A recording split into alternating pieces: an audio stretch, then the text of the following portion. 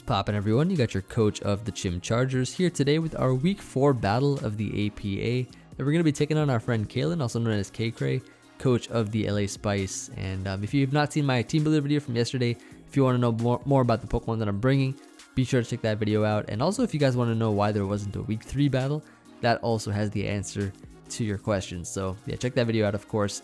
Link in the description below. Now, let's just get right into it. So as you can see, she's bringing a team of Frostlass, Megazam, Lucario, Rotom Heat, Tapu Fini, and Crocodile. So pretty cool team overall. And I definitely expected most, if not all, of these mons to show up. Maybe Frostlass I was kind of on the fence about, but I'm not too surprised that she brought it. I kind of have a feeling of what set it might be. More than likely, you see Frostlass with a sort of Spikes Sash lead with, I guess Destiny Bond as well on it, and that was a pretty cool mon for sure. I figured that just upon team preview, looking at my options for what to lead with, Mega Diancie is a pretty solid lead in case she does decide to lead with Frostlass, because Magic Bounce will bounce back Spikes and will also put me in position to bounce back Rocks potentially, because I do have Protect, no drawback play, really solid Pokemon that can just bounce back all sorts of things, and I figured that would be my best lead. But she definitely has like some good potential Pokemon for her team that can be threatening, like for instance Lucario, which we gotta watch out for. It could be Swords Dance, it could be Naziplot. Crocodile can be a big threat depending on its set with knockoff, Earthquake and stuff, can be really annoying. And I guess my sort of overall game plan going into this match was to try to, if we can weaken stuff like Rotom Heat, which kind of deals pretty well with Superior if it's a Scarf set, and if we can weaken that, maybe weaken Lucario. I think Superior, which is our Coil 3 attacks Z move set, can put in a lot of work. I was a little bit disappointed looking at the team that she didn't bring Goodra or Togekiss, which is what I sort of built my Superior set to counter. I was a little bit disappointed she didn't bring those, but I still think it has some good viability in this matchup. And because she brought Mega Zam, Drapion's value has gone up a lot in this matchup because of the fact that I basically built it to counter Mega Zam, because it's Assault Vest, so it can take the hit and Pursuit Trap it or just knock it out pretty well. So I think the value of that Pokemon has gone up a lot. Scarf Jirachi I think will be a great Pokemon in the late game should we need to use it for its for you already know what we need to use it for, like flinching and stuff. But yeah, so I think that just like I said, overall lead with Mega Diancie, try to go from there and see how the game works out. And yeah, let's just go right into it. So I figured her potential lead would be Frostlass or even the Rotom Heat. Either way, Mega Diancie is just a great lead to protect and just get our Mega Evolution off. So yeah, let's just hop right into it and see what goes down in this match. And let's just get right into it. So as you can see, she decides to challenge me, and this may or may not be Kalen's first mistake here, as she leads up with the Frostlass versus my Mega Diancie. So I kind of got the lead matchup right here. Like I said, turn 1, I'm going to go for the Protect. I still kind of in the back of my mind thought she may have Hidden Power Steel to try to beat my, I guess, counter lead in Mega Diancie. I go for the Protect, and she actually, so what happens here, right, is she goes for the Spikes, and she told me at the end of the match that she actually forgot that Mega Diancie had Magic Bounce, which, I mean, I understand. people forget about that for sure.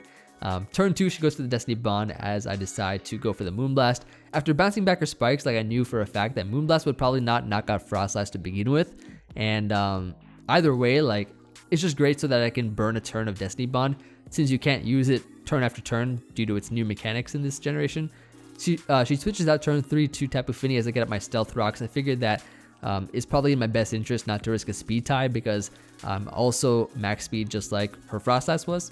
So I'm going to go for the Protect on this Tapu Fini to kind of scout and see what she wants to do here in case she has Defog or not. And she does reveal to have that Defog, and I'm like, okay, so I'm max special attack. If this thing is fully Fizz Def, or if it's a Fizz Def Tapu Fini, which I was thinking it was, Moonblast would do a lot, but it definitely had a bunch of Spidef investment. This thing ate it up pretty well. Goes for the Surf and does a lot of damage to myself here, but I just decide to, just stay in, go for the Diamond Storm, do a lot of damage in case she wants to try to defog again, because her defog does not get off successfully, which means that hazards are still up right now.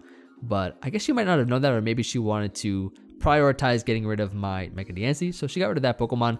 It was more sort of a suicide lead for myself to get rid of that Mega Diancie, or just to get up Rocks and bounce back any hazards.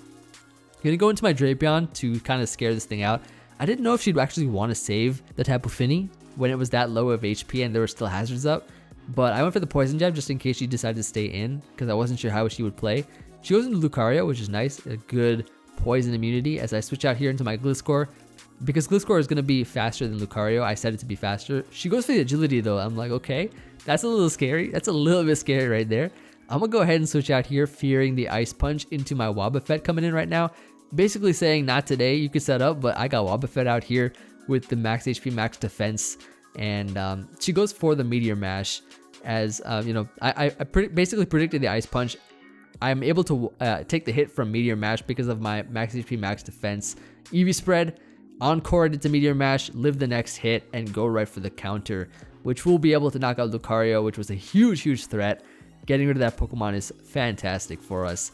And we are actually in range of Custap Berry, but because she went into Tapu Fini, I figured that it's probably in my best interest to save Wobbuffet, because it can come in on like a threat such as Crocodile, trap it. If it's Choice Scarf or something, Destiny Bond, get off the attack first because of Custap Berry.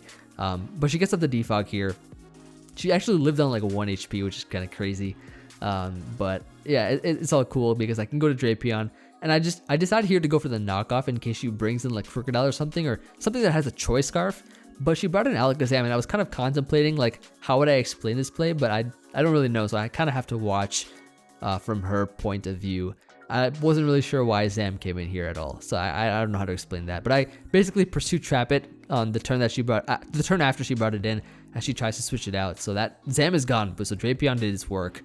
I'm gonna go here into into my Superior on the Crocodile as she goes for the Earthquake, so that I can take the hit and threaten out this Pokemon. I didn't want to go Gliscor because I figured that in case she went for knockoff there, I mean I have Superior, which is a great, fantastic mid-ground play because I do have the Z Crystal, which can't get knocked off.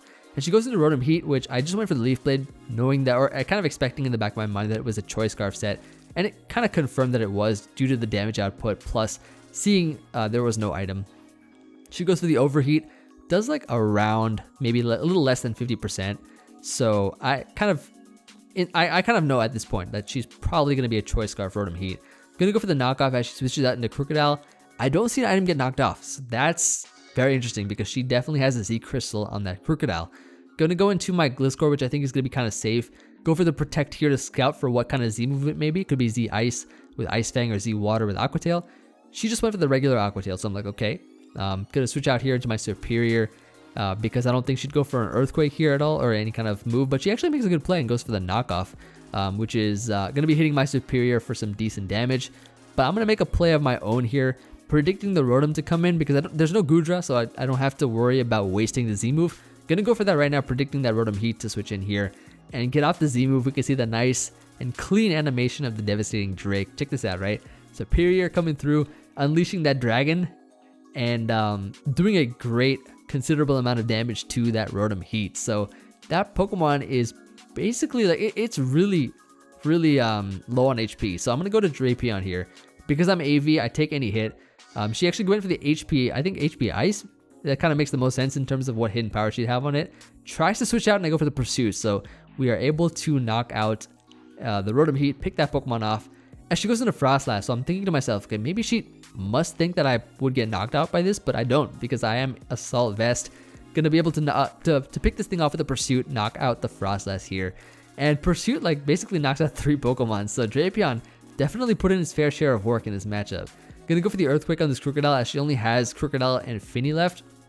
So I already know what kind of Pokemon I have that can win the game. The crit didn't really matter because as you can see, I'm just basically sacking my Drapion here, bringing out the Pokemon that I think is gonna be probably gonna be in the thumbnail, as I'm sure that Superior comes in, goes for the Leaf Blade, which is faster, would have definitely knocked it out at a higher range of HP. And the last Pokemon is gonna be that very weakened Fini, which has been saved all this time. Finally, the last Pokemon, getting rid of it with actually an Iron Tail here. I just decided to click the most inaccurate move I had in order to try to flex, but you already know it's gonna be GG's Emvee, and that's gonna be game. So yeah, very interesting game for sure. I think that like overall, I was really just so happy to see Physical Superior put in a lot of work because that was kind of the Pokemon I wanted to sort of shine, especially since in my previous week games, I didn't really get to bring Superior at all. And now that we're actually going to be moving into week 5, which is going to be draft number 2, we won't be able to really see Superior until if for some reason we bring it to playoffs or if it has a good matchup. So definitely wanted to make that Pokemon shine before we transitioned off into the new team. But of course, that's gonna be that. So great game to Kaylin. Of course, be sure to check out her side as well. She's very nice, and I will be checking out her video as well of her perspective on our battle. So yeah, I'll be watching that. I think it's also live com too, so it should be pretty fun. And yeah, it's gonna be it. So let me know what you guys think. Of course, I think that we had a pretty good game. We are currently 4-0 in the league right now, so that's nice. I don't know if we're the only team that's undefeated right now, but we might be actually. I don't know. I have to check the scores and stuff, but yeah. So I think we're 4-0 right now, so that's gonna be nice. Moving on to week 5. Tomorrow is gonna be the draft analysis for draft number 2 for this league, because like I said before, 12 weeks in the season, broken into or I guess divided into 3 parts, 3 different drafts. So draft number 2, so we're already done with the first phase in this season. Draft number 2 should be up tomorrow, I think. Just gotta record it and whatnot, but that's gonna be that. So hope you all enjoyed, and looking forward to hearing from you all as always. Chim Chargers moving on to week 5 for next week, and I'll see you all on that one. Peace.